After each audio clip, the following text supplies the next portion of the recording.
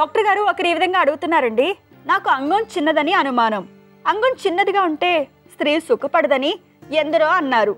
నా గురించి పరీక్ష చేయించుకుందామని ఒక వేసి దగ్గరికి వెళ్ళాను.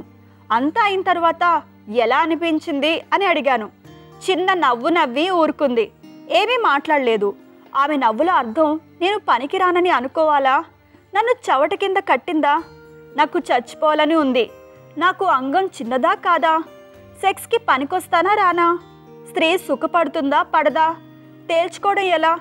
ఇది చాలా జటిలమైన సమస్యగా నాకు అనిపిస్తుంది.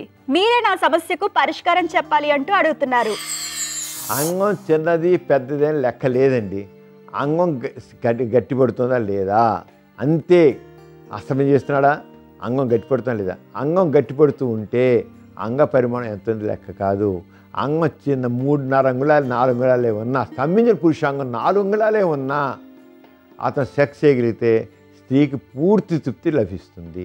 ఇప్పుడు ఆ అమ్మాయి నవ్విందంటే ఒక పిచ్చోడా, ఇంతవరకు సెక్స్ చేసావు కదా, ఇప్పుడు ఈ పిచ్చి ప్రశ్న వేస్తున్నావు ఏంటి అని నవ్వింది అంతే. అంతేగాని ఈయన పనికి రావడానికి కానీ కూడా కాదు. ఆయన తప్పకుండా సెక్స్ పనికొస్తాడు. ఆవిడతో సెక్స్ చేశాడు, ఆయన 100 పనికొస్తాడు. కానీ ఇటువంటి పనులకి చేయొద్దు. ఎక్కడ లేని పని ఏడ్స్ అని తగలడతాయి. అంతే పనులు చేయొద్దు. ఒకసారి డాక్టర్కి మాకు చూపించుకోండి. డాక్టర్ చూపించి డాక్టరు పరీక్ష చేసి అన్నీ బాగున్నాయి, నీకు అంగం సైజు నార్మల్ అన్నీ చెప్తే అలా వినండి, అలా ఉండండి అంతే. అంతేగాని బేసిల దగ్గరికి వెళ్ళి పరీక్షలు చేయించుకోకండి. బేసిలు ఏమి డాక్టర్లు కాదు, బేసిలు ఏమి సర్టిఫికేట్ చేసేవాళ్ళు కాదు. వాళ్ళు ఇచ్చే సర్టిఫికేట్ కాదు. మీరు డాక్టర్కి వెళ్ళి చూపించుకోండి. డాక్టర్ చెప్పిన ప్రకారంగా ఉండండి. అంతేగాని ఈ చిత్తాన్ని మనం మాత్రం పెట్టుకోకండి. చూసారు కదండి ఇవాల్టి సుఖజీవనం కార్యక్రమం. మీకు కూడా లైంగిక సమస్యలు కానీ సంతానం లేని సమస్యలు ఏమైనా ఉంటే మీ సమస్యలను వాట్సాప్ ద్వారా పంపొచ్చు. 8008532087 అనే నెంబర్కి వాట్సాప్ చేయండి.